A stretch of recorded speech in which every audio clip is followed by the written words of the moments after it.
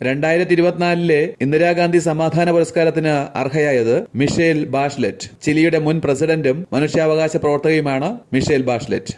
ശാസ്ത്ര ഗവേഷണത്തിനുള്ള GD ബിർള പുരസ്കാരത്തിന് അർഹനായ മലയാളി സുബി ജേക്കബ് ജോർജ്. സൂപ്പർ മോളിക്കുലർ കെമിസ്ട്രിയിലെ സംഭാവനകൾ പരിഗണിച്ചാണ് പുരസ്കാരം.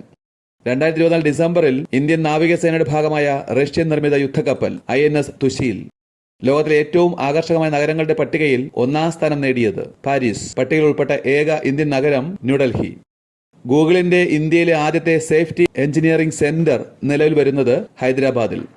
ബഹിരാകാശത്തെ കൃഷി സാധ്യതകളെപ്പറ്റി പഠിക്കുന്നതിന്റെ ഭാഗമായി അന്താരാഷ്ട്ര ബഹിരാകാശ നിലയത്തിൽ ലെറ്റ്യൂസ് കൃഷി ചെയ്ത വനിത സുനിത വില്യംസ്.